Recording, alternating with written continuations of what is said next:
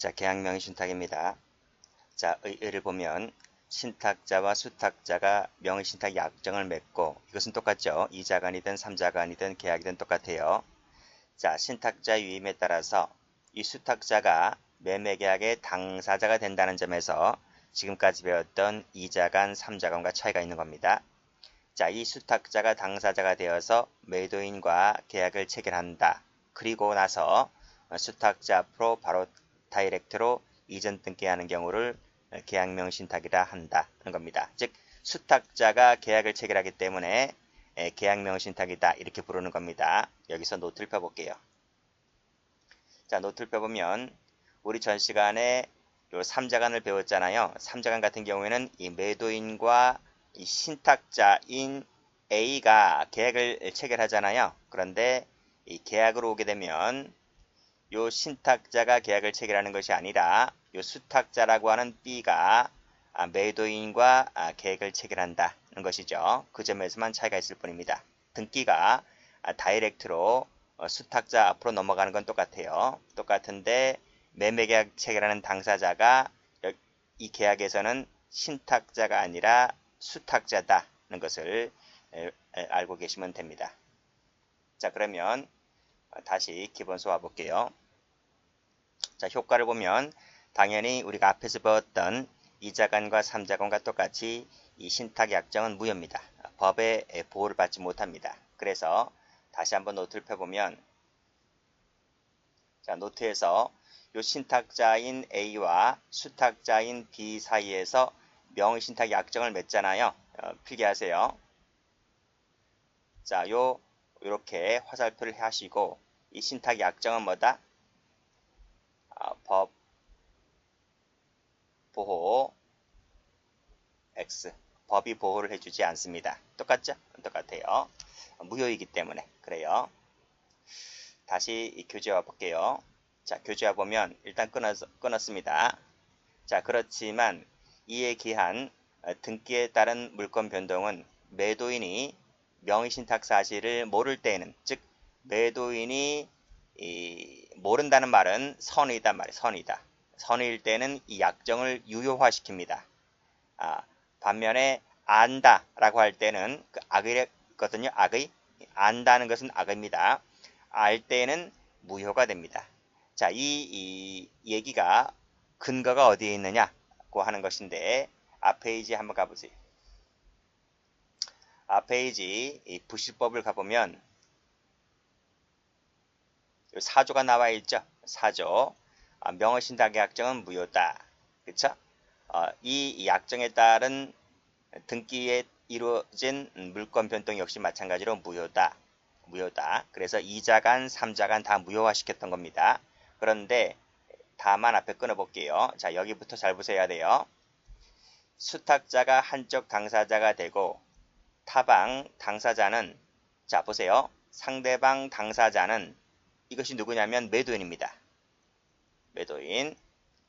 매도인이 명의신탁 약정이 있다는 사실을 알지 못했을 때에는 그게 무슨 말이에요? 선의단 말이죠. 선의. 착할 선자 써서 선의일 때에는 그러하지 않다는 말은 유효다 이런 말입니다.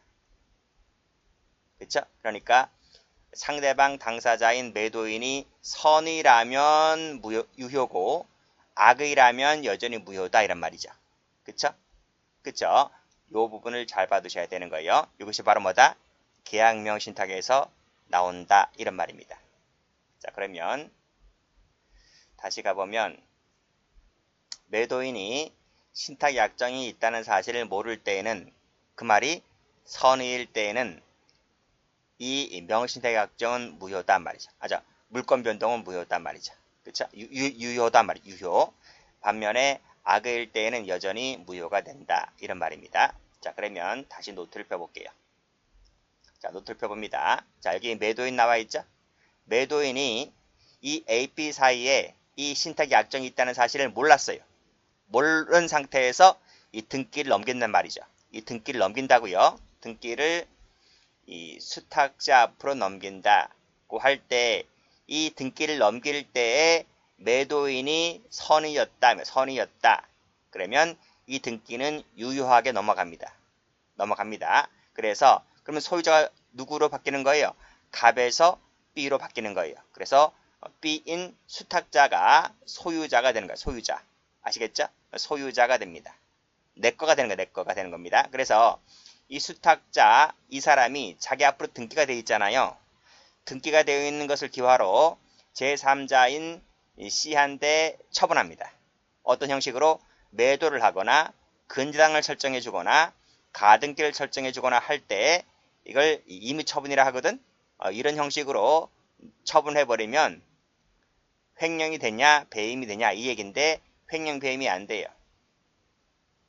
안 돼요. 왜? 이건 내 거라니까요. 이 사람 게 아니고 이 사람 게 아니고 이 사람 것도 아니란 말이죠. 그쵸? 왜 A 건 아닌가요? 법이 보호를 안 해주니까. A, B 사이의 약정을 법이 보호를 안 해주니까 A 거 아니에요. 그래서 B 거란 말이죠. 그쵸? 이 등기는 갑이 선의였기 때문에 유효하게 넘어간다고요. 그러니까 이것도 갑게 아닙니다. 갑 것도 아니고 A 것도 아니기 때문에 누구 거다? 내 거란 말이죠. 그래서 내 것인 것을 임의처분했다 할지라도 누군가 즉 갑에 대해서 A에 대해서 횡령 배임이 안 돼요. 안 돼요. 그렇게 보시면 돼요. 자, 반면에 악의라면 어떻게 됩니까? 즉 갑이 그런 약정이 있다는 것을 알았다. 알고서 넘겨줬다. 라고 할 때는 이 등기가 무효가 됩니다. 무효가 되기 때문에 그때는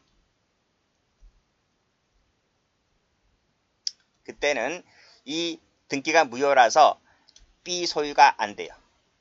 여전히 그건 내 거란 말이죠. 갑 거란 말입니다. 그렇죠? 여기 보시면 여전히 매도인 소유가 된다. 이런 말이죠. 그런데에도 불구하고 B란 사람이 이것을 자기 앞으로 등기가 되어 있음을 기화로 하여 그 등기 무효인데요. 그 기화로 하여 이걸 C에게 임의처분했다 했을 때 이건 또 무슨 죄가 될 거냐 이 말입니다. 역시 횡령 배임이 안 돼요. 안 돼요. 그것은 왜냐하면 왜 갑에 대한 것에 횡령 배임이 안 될까요? 갑과 나하고는 신탁 약정이 없잖아요. 신탁 약정이 있는 것은 A하고 신탁 약정이 있을 뿐이지 갑과는 약정이 없기 때문에 갑에 대한 관계에서 횡령이 되지 않고 갑에 대한 관계에서 타인 사무 처리자가 아닌 거예요.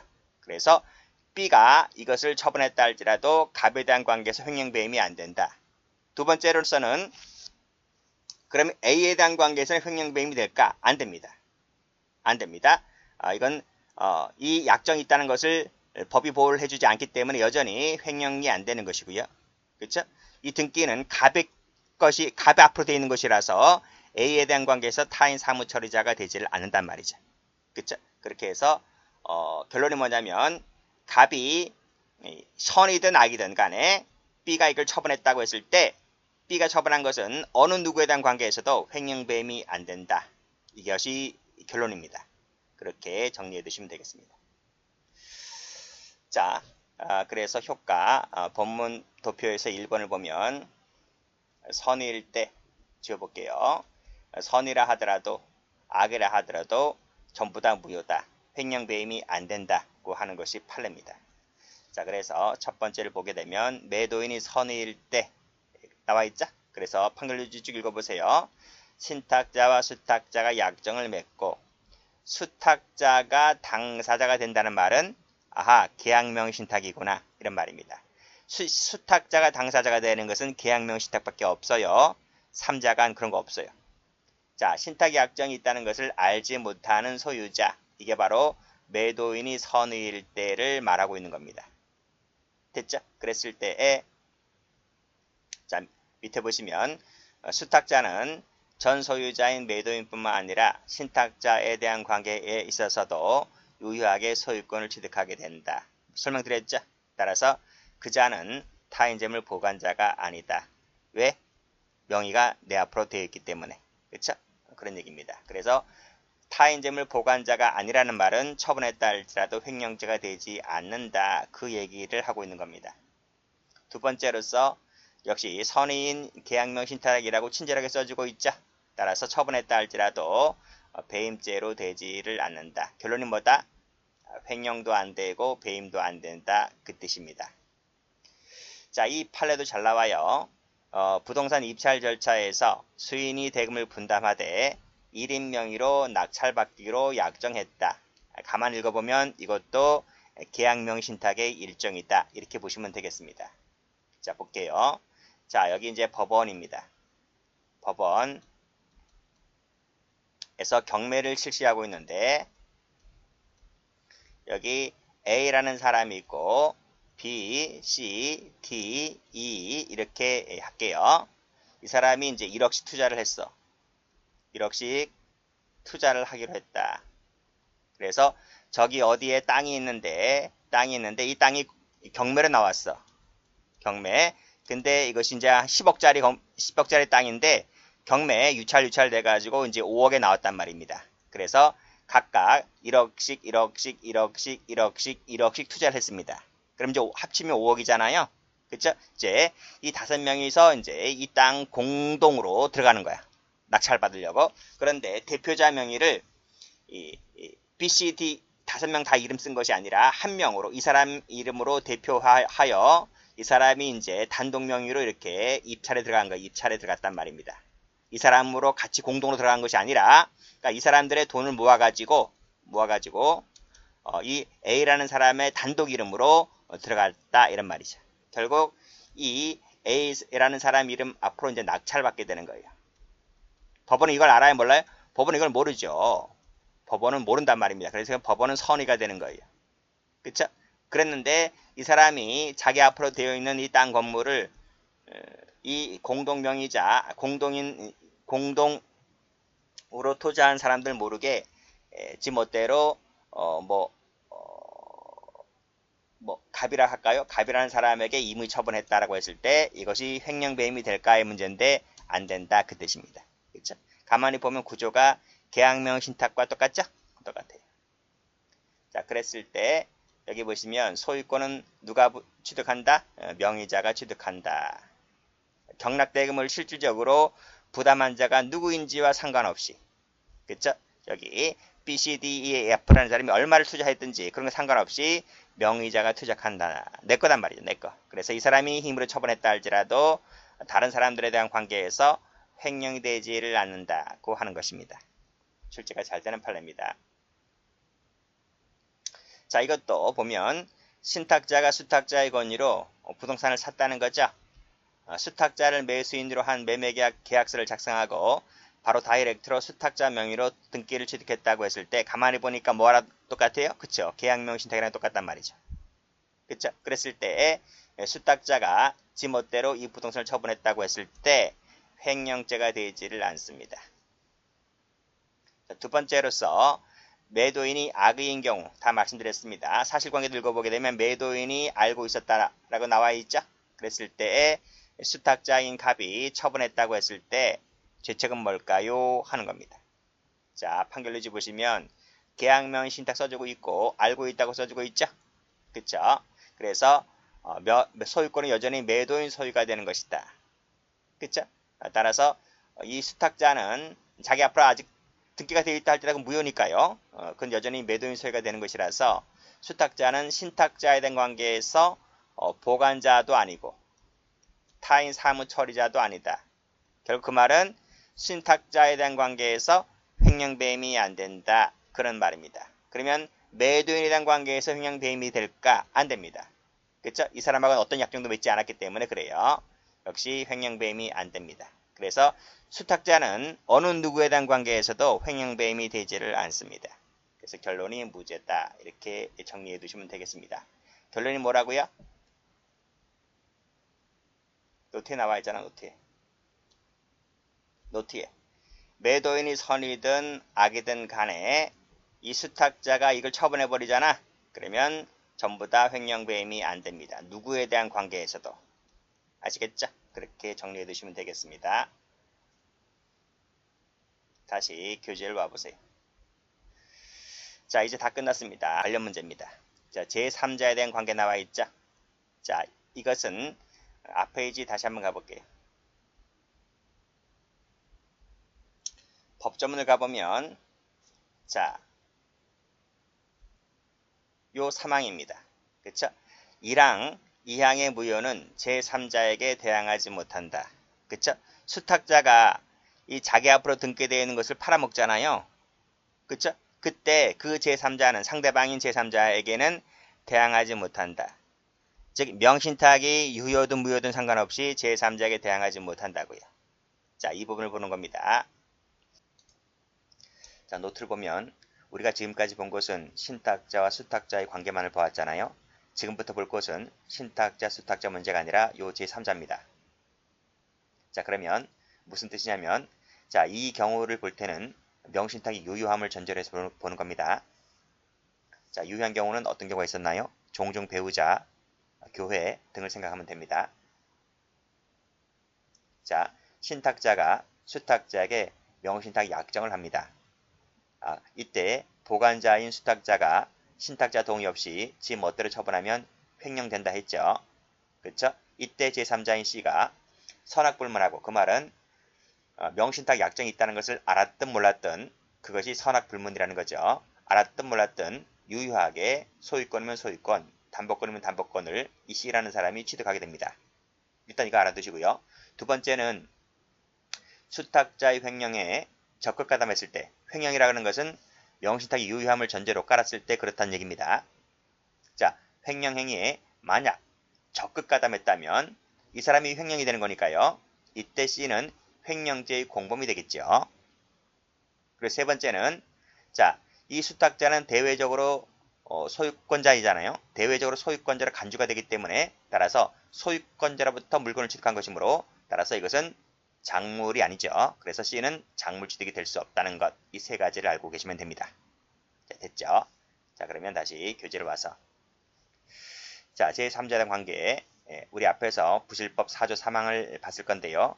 자, 이런 명신탁 약정은 제3자에게 대항하지 못한다. 따라서 수탁자가 제3자에게 처분했다고 했을 때 제3자는 선악불문하고 유효하게 소유권이면 소유권, 담보권이면 담보권을 취득하게 됩니다. 자, 됐죠? 자, 판례 보면, 자, 부동산의 명의수탁자인 갑으로부터 을이, 여기서는 제3자입니다. 그 소유권 이전 등기를 갱려받았다고 했을 때 을은 제3자입니다. 그 부동산의 권리를 취득하게 된다.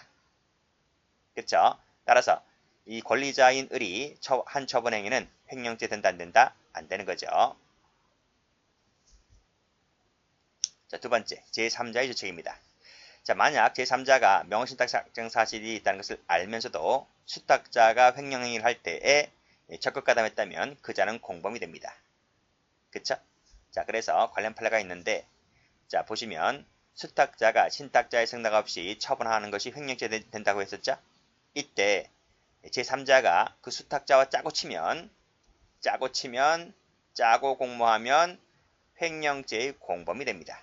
됐나요? 옛날 판례인데, 옛날 판례 같은 경우는 명신탁 관계가 유효함을 전제로 해서 횡령이 된다고 했었지 않습니까? 지금은 판례가 바뀌었기 때문에 횡령죄가 되지 않지만 이 판례를 바뀐 판례로 해석한다 할지라도 그렇게 횡령죄가 명신탁 관계가 유효함을 전제로 깔았을 때는 이렇게 결론이 나올 수 있다. 이렇게 선회해서 해석을 하시면 됩니다. 자, 종중 및 배우자의 명신탁은 법적으로 유효하다 그랬죠? 그래서 수탁자가 자기 명으로 등기되어 있는 것을 이미 처분했다고 했을 때 횡령죄가 됩니다. 자, 밑에 보면 종중 동그라미. 명신탁 받아 보관하고 있던 사람이 임의로 처분하면 횡령죄가 된다고 봤습니다. 자, 마지막으로 업무상 횡령죄. 업무상 횡령죄는 앞에서도 많이 배웠어요. 판례에서. 자, 그래서 업무상 횡령이란 업무상 임무 위배에서 횡령행위를 했을 때 처벌되는 범죄다. 업무는 법령 계약, 관례, 사실상 묻지 않는다. 사임한 후에도 계속하여 그 대표이사의 업무를 행해 왔다면, 그래서 대표이사의 일을 하는 사람을 상대로 해왔다면 여전히 보관자의 지위에 있다. 그에서 업무상 횡령죄를 인정했단 판례입니다. 자, 마지막으로 점유이탈물 횡령죄를 볼게요. 자, 점유이탈물 횡령죄는 조심할 것이 미수가 없다는 겁니다. 자, 그 점에서 횡령죄와 차이가 있다는 거예요. 횡령죄는 미수가 있습니다. 이게 시험 문제입니다. 미수가 없다는 것이. 횡령죄는 미수범을 처벌해요. 그런데 점유이탈물 횡령죄는 미수처벌 조항이 없다. 기출 2번인가 3번인가 됐습니다. 자, 대상물을 볼까요? 유실물, 표류물, 타인 점유 이탈물, 매장물 4개입니다. 유실물, 표류물, 타인 점유 이탈물, 매장물. 무주물은 아니에요. 그렇게 네 가지 좀 봐두시고. 자, 판례를 보시면 훈련 구역 내에 있다 했잖아요. 내에 있는 것은 이탈물이 아닙니다. 그쵸? 점유권이 훈련 그 부대죠. 군부대 내에 있다는 거예요. 자, 소유자가 나타날 때까지는 내가 보관해 주겠다고 했을 때 이것은 영득할 의사가 없었다고 보는 것이다. 그쵸? 영득할 의사가 없다. 나타날 때까지 내가 보관해 준다 했기 때문에. 그래서 횡령죄든 점유이탈 횡령죄든 인정하지 않았다는 것이고, 여기 자기 집에, 친구 집에 운반해 줬다는 얘기잖아요. 이때는 범위가 없다. 고의가 없다는 겁니다. 죄가 되지 않는다. 이렇게 봤어요. 3번 판례 같은 경우는 최근 작년에 9급 검찰직에 나왔습니다. 그래서 전혀 시험에 나오지 않는 건 아닙니다. 간혹 이 점유이탈물 횡령죄도 출제가 되기 때문에 정리를 해두시면 됩니다.